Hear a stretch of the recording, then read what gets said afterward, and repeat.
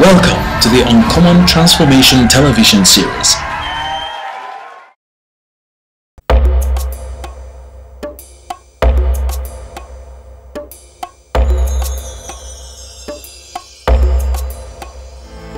Akwa Ibom ayayao Sinena barasone ki songe mananye Akwa Ibom ayayao ayayao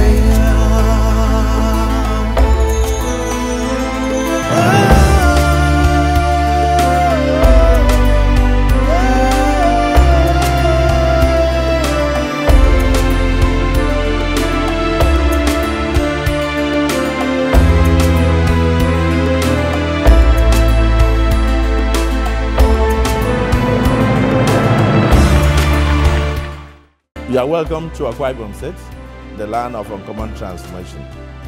Come and join us, live amongst us, and invest, and you will not regret. I welcome you. That Akwa Ibom State has become a destination of choice hinged on the renowned uncommon transformation of the Akpabio-led administration is no longer news. Therefore, when the good governance team led by the Honourable Minister of Information, Mr. Labaran Maku and his horde of media team swooped on Akwa Ibom State, it was amidst great expectations to see firsthand, feel, report, and be a part of the great infrastructure renaissance that has become the hallmark of the living legend of good governance, Governor Goodwill CON.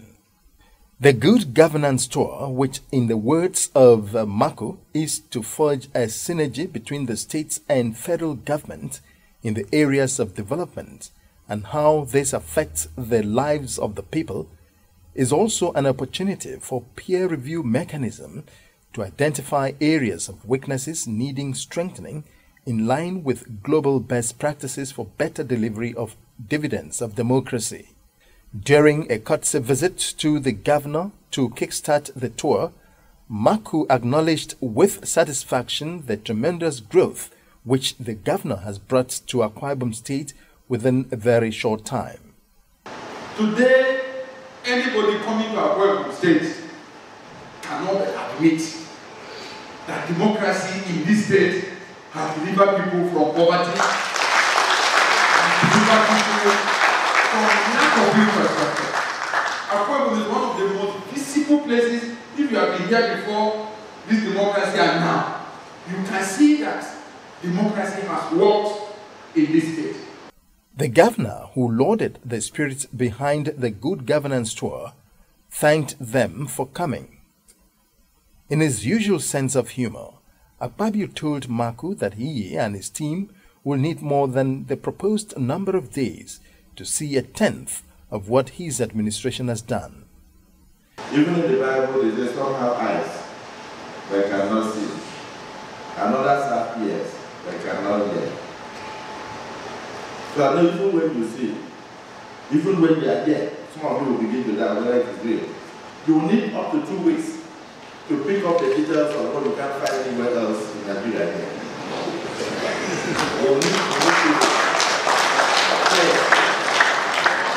That's why I said it's good that it came on a gospel call. But when the minister was telling me, oh, we wanted to do today, on Saturday we'll go, then that you are not serious. If you are serious in seeing things, and you really want to report things, you did at least 2 weeks in a row. Because it took me 6 years. You therefore you cannot use 3 days to go around what I did in 6 years. The team first toured the state-of-the-art Governor's Office complex, built under 8 months by the Akpabio administration. They were expectedly taken around the complex by their host, Governor Goodwill Akpabio. After touring facilities within the Government House complex, the Good Governance Tour team hit town. The secretary to the Akwa Ibom State government, Mr. Umana Okunumana, accompanied by other members of the State Exco, led the team around projects undertaken by the Akpabio administration. The urban renewal efforts of the government were an instant hit as the Good Governance team stopped to inspect the beautiful water fountain at Wangiba roundabout The wonderful network of roads in the city, including the newly dualized Akanmungudu Road, as well as the concentric flyovers dotting the landscape of the city. We have done 282 kilometers of federal roads, dualized. The one that is 56 kilometers, the Itimeko, that one is a single lane. Flyover 2 is where the bridge we are on top of, and flyover 3 we shall drive through that. This also came alongside the dualization of this federal road going to Calabar. The road we are on, the road you are seeing here now goes straight to Calabar. It's a federal road. We took it all the way, 29, 30 kilometers on the way to Calabar. And this way goes to all the way to Port Harcourt. It's another the federal road all the way to Port Harcourt. Now, if you look at the progress that civilian rule has brought to you, to Akwa Ibom State, and compare all that was done under the military, will you now argue that democracy is bad for Nigeria? Will you then say that democracy is not working? The team headed straight to the airport to inspect facilities on ground. They saw the MRO, Maintenance, Repair and Overhaul Facility, the ongoing International Terminal building under construction, the new taxiway, the administrative building, and the cordless air and wildlife system clause. The thrust of the airport is maintenance and cargo. Of course, once you have an airport, passenger movement is a normal thing, it's a routine thing. And the kind of aircraft we expect to be maintained here is at least Airbus 380 that could come in, but 747-400 series up to Check D, which is the highest. The Tropicana complex, sitting atop a massive 82 hectares of land, was a marvel to the team, as they witnessed firsthand the gigantic construction going on there. From the 250-bedroom 5-star hotels to the convention center, shopping mall, cineplex, internal roads, as well as the wet and dry theme parks. For the ride itself, but other local materials like electrical components are being bought from Nigeria. And the landscaping company, of course, they have workers from here, and all other tools are being acquired from Nigeria. But when it comes to the high-rated equipment for the ride itself, it's an international standard. What we've been assured by the contractor is that by the end of next month, that the precast floor will all be installed, and most of the items are all prefabricated. Day 2 of the tour was no less eventful, with the team inspecting the 515 low-cost housing units at Idu Uran. Low-income earners such as civil servants are the targets for this housing program. It is instructive to note that all 3 senatorial districts of the state have programs like this. The construction is still ongoing, but it will come with functional facilities such as water treatment plant, schools, medical center, and others. And we have this estate in many other towns in Akwa Ibom State, not in the urban areas. So Akwa Ibom State is a very compact state, so we expect that there's no part of the town, of the state you cannot get to you in 30, 40 minutes. So we are developing all the flanks equally, as we are doing in Uyo. So we have in Ikoro, like I said, we have in Ikoro, we have in Abak, we have in Oron. We are going to do one in Itu. We are doing one by the airport. So that's how. He mentioned 5, 6 other locations. So this is typical because we may not have time to look at the other ones. And as he said, we are targeting a total of 10,000. But under this phase, we are building 2,000. Next stop was the 20th Anniversary Specialist Hospital at Itam. The minister and his team were amazed at the gigantic and ambitious project the state has embarked upon. The hospital will serve as a referral center. The secretary to the state government, Mr. Mana Okunumana, and the Commissioner for Health, Dr. Basi Antai, gave more insight into the project while fielding questions from the media and representatives of the civil society. I think the vision is to have a center of excellence, a hospital with the most modern facilities in Nigeria, the best equipped hospital in Nigeria. That is the vision. And we have primary health centers all over the state. This will be one of the referral areas. This one will be, and then we are lucky to have the University of Uyo Teaching Hospital, which will also serve as the tertiary hospital. The minister could not hide his admiration for the quality of work he saw at the Akwa Ibom International Sports Stadium complex, where work has reached advanced stages. He described the stadium as a legacy project. On behalf of the team again, commend Akwa Ibom State government for this legacy project. These are legacy projects. These are projects that generations after generations will remember you for. Besides other physical evidences of development, perhaps the most enduring legacy Governor Akpabio has bequeathed to the people is the free and compulsory education policy of his administration. Like Akpabio, the federal government is leaving its footprints in the sands of time and is committed to the provision of education facilities. To this end, the Good Governance team at Abak local government area inspected the ongoing work at Federal Government Junior Girls Secondary School. The minister rated the job of very high quality and impressive. From here, it was time to see the second underground pipe jacking drainage system, also in Abak. This one goes through buildings, no compensation, nothing. It's a very concrete chamber, very, very strong. So the people living on top don't even know what is under. And it drains the water completely from the area without difficulties. This is really very good investment, and this is the thing that we need for the future of our country. We need something like this. Day 3 and the final day was also full of excitement, not only for the projects to be visited, but also in anticipation of the town hall meeting with stakeholders. As the train hit the nylon-tarred roads, it was straight to Ikotekpene Plaza, a social recreational facility built by the Akpabio administration. The aesthetics of the plaza is so captivating, in contradiction to its former chaotic motor park status. The minister left there for the state-owned Polytechnic at Ikorosurwa. There he saw for himself the complete rehabilitation the governor has brought to the institution to make for a congenial environment for teaching and learning. The minister later had a parley with the students. As expected, the banquet hall, venue for the town hall meeting, was packed full of stakeholders waiting to hear from the minister what his findings were and his possible recommendations. The event beamed live on major television networks in Nigeria. Ben TV London was also streamed live on the internet and YouTube.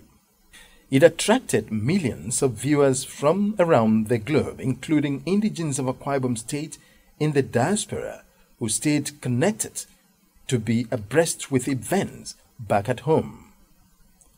As expected, there were questions from members of the civil society, the media, social bloggers, and commentators on contemporary issues. The Honourable Commissioner for Information and Communications, Akwa Ibom State, Anika Nomana, set the tone for the town hall meeting.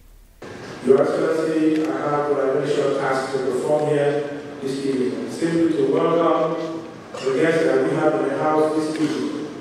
Your Excellency, we have in the house the National Good Governance team led by the Honourable Minister of Information. They have been here for about 3 days now.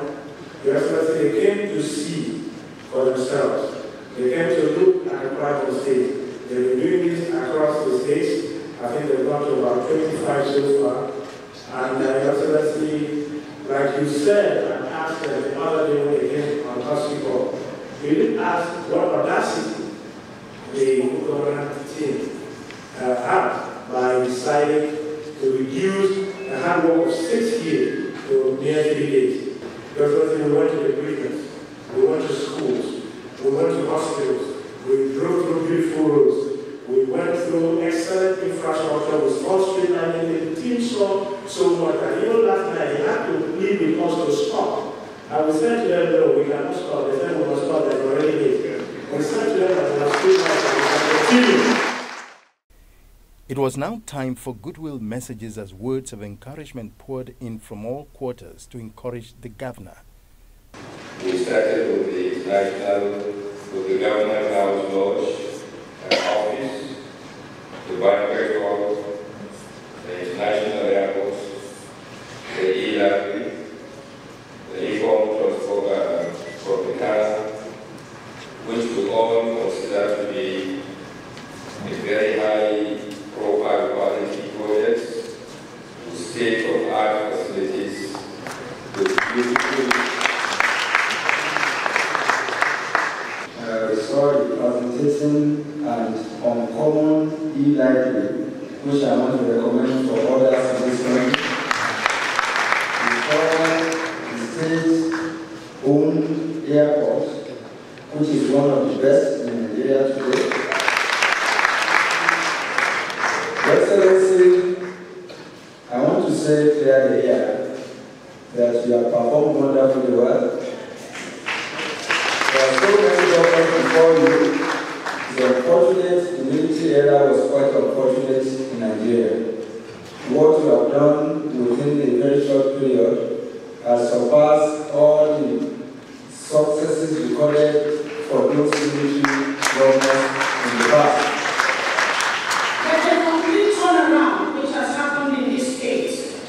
Something commendable. It is visionary and it is futuristic. And the mere fact that all the jobs that we have gone through seeing is handled mainly by Akwa Ibom people, providing jobs for the lower cadre and the higher cadre is something that we need to ask all the state governments to implement. Even the dreaded Pronaco had kind words for the governor. I said we have had force to criticize this government before because we were inundated with reports about insecurity, violence, and kidnapping. So I was mandated at some point to issue a powerful statement. And my coming down was to come and see the state of affairs here as the spokesperson of the Pro-National Conference Organization. And I've taken time to diligently look at the state of the affairs in Akwa Ibom. And it was very surprising that the kind of reports that we got there was non-existent.